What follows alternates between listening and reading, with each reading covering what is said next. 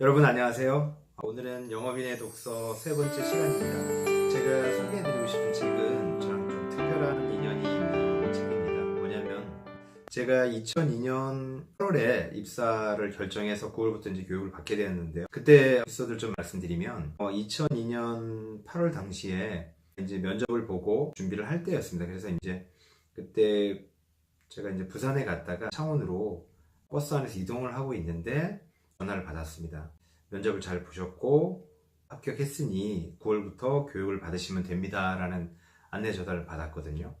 그래서 이제 전화를 끊고 나니까 어쨌든 이제 제가 입사를 하려고 했던 일이니까 기쁘기도 하지만 그때는 이제 이게 뭐랄까요, 이게 좀 무거워지기 시작하더라고요. 아, 과연 내가 잘할 수 있을까? 막상 영업을 해보려고 마음을 먹었지만 실제 이제 이게 한다고 생각하니까 이게 두려움도 좀 생기고 어떻게 해야 되지? 하는 막 그 궁금증이 생기더라고요. 그래서 창원에 도착을 해서 버스에서 내려서 바로 서점으로 갑니다. 그러니까 지금도 좀 그런 습관이 있고 그때도 그랬는데 영업이라는 걸 제가 이제 어떻게 해야 될지 막연하니까 서점에 가서 영업 관련 책들을 훑어본 거죠. 그래서 한 2시간 남짓 서점에서 제가 다양한 책들을 그때 봤던 기억이 납니다.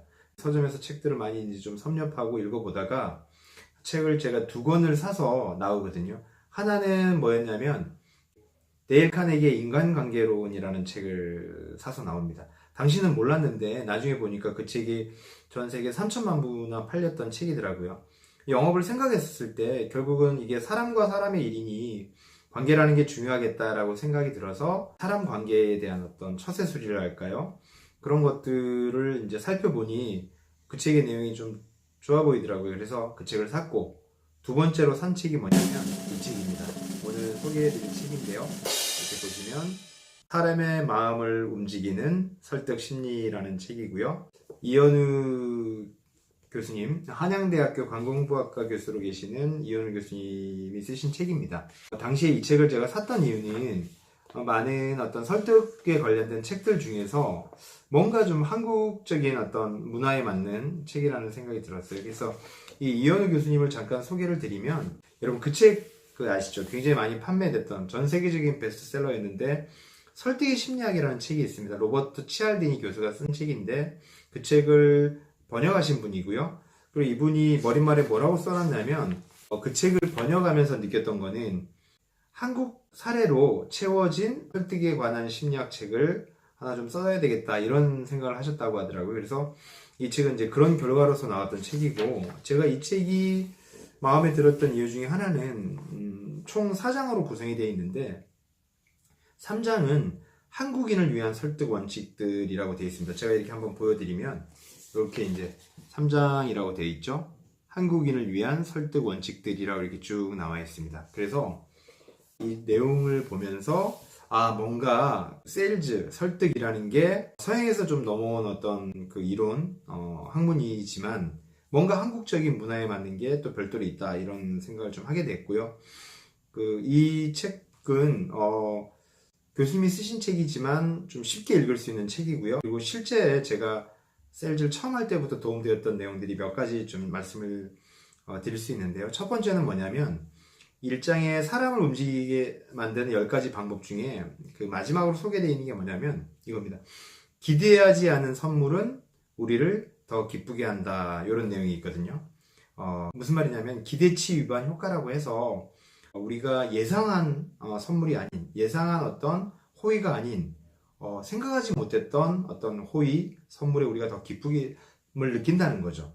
그래서 저는 실제 이제 제 고객분들에게 뭐 선물을 한다든지 뭔가 이제 감사 표시를 할 때 가급적이면 그분이 생각하지 못하는 것들을 많이 하려고 합니다. 선물을 하더라도 예측할 수 있는 생일, 결혼 기념일 이런 날들은 주로 좀 피하고요. 특별하게 제가 이벤트를 만들어서 선물을 하기도 하고 그런 식으로 해서 효과를 많이 본 것 같은데 거기에 대한 어떤 그 이론이라고 할 수 있고요. 그리고 두 번째로는 사람을 좋아하게 만드는 5가지 방법이라고 이 책에 소개되어 있거든요. 그 중에 첫 번째가 굉장히 저한테 좀 많이 와닿았어요. 에펠탑 효과라는 건데 보고 또 보면 없던 정도 생긴다 이런 표현을 이제 해놓으셨거든요. 에펠탑 효과를 잠깐 말씀드리면 사람이 처음에는 마음에 안 들었던 것이라도 사람이든 사물이든 반복해서 보면 그걸 좋아하게 된다는 그런 이론입니다. 그러니까 로버트 자이언스라는 미국의 심리학자가 이제 만든 건데요. 이런 거죠. 에펠탑이라는 게 건립 당시는 파리의 그 시민들에게 굉장히 반대됐던 건물이라고 합니다. 프랑스 파리는 아름답고 고전적인 도시 분위기인데 거기에 그 에펠탑이라는 철탑이 생기는 거니까 파리 시민들이 극렬하게 반대를 했던 거죠.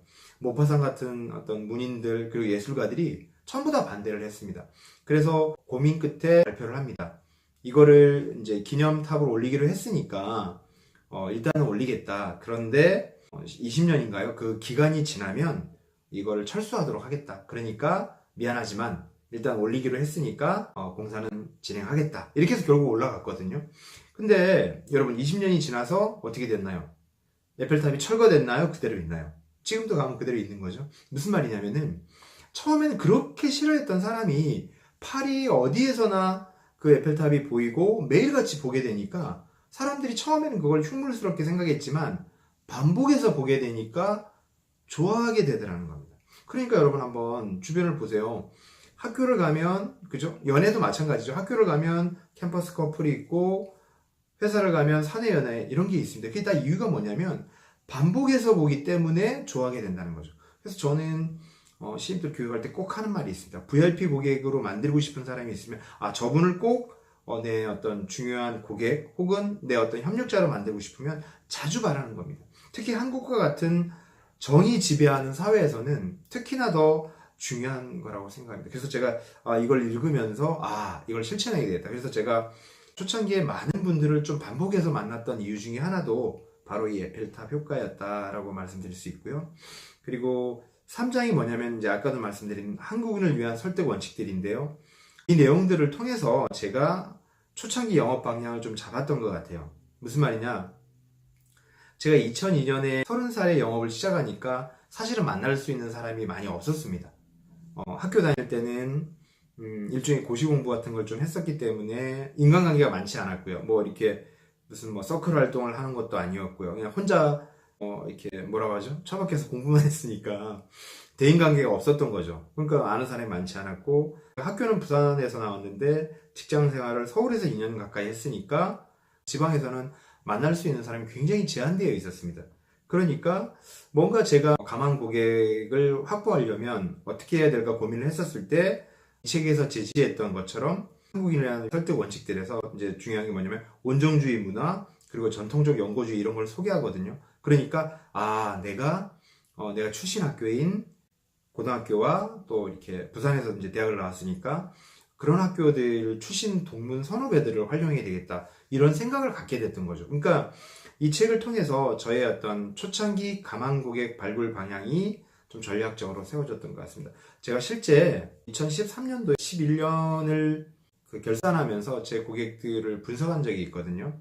그래서 사실은 저랑 같은 고등학교 대학을 나오신 분이 고객의 절반 이상이 되시고요. 그리고 저에게 어떤 그 상위 20명 고객을 제가 이렇게 분석해 보니까 저랑 같은 고등학교 대학을 나오신 분이 20분 중에 14분이었던 게 기억이 납니다. 결국 한국에서 영업의 어떤 방향, 가망 고객의 발굴 방향을 저는 이 책을 통해서 많이 좀 느낄 수 있었습니다. 그래서 이 책은 굉장히 좀 가볍게 읽을 수 있는 책이고요. 그렇지만은 굉장히 유용했던 책이라고 생각을 합니다. 사실은 제가 이 책을 지금 찾아보니까 서점에서는 이 책은 이제 절판되어 있습니다. 다시 한번 보여드리면 사람의 마음을 움직이는 설득 심리 라는 책이고 심리전에서 이기는 15가지 설득 원칙이라고 되어 있는데요. 이 책을 절판이 됐지만 또 읽어보실 분들을 위해서 이 책을 혹시 구하지 못하시는 분들은 이현우 교수님이 이 책을 절판하는 대신에 이 책을 이제 수정 보완한 책이 또 나온 게 있습니다. 저도 또 이걸 사서 읽어는 봤는데 한국인에게 가장 잘 통하는 설득 전략 24 이렇게 되어 있거든요. 그래서 처음 소개했던 그 책을 좀 이렇게 업그레이드한 책이라고 보시면 되고요. 다음에 또 기회가 되면 저도 또 이 책을 소개할 수 있도록 그렇게 구성하겠습니다. 오늘 제 방송은 여기까지고요. 혹시 오늘 또 제 말씀이 도움이 되셨다면 좋아요와 구독 버튼 클릭해 주시고요. 또 혹시 추천하시고 싶은 책이 있으면 또 댓글로 추천해 주시면 감사하겠습니다. 오늘 제 얘기 들어주셔서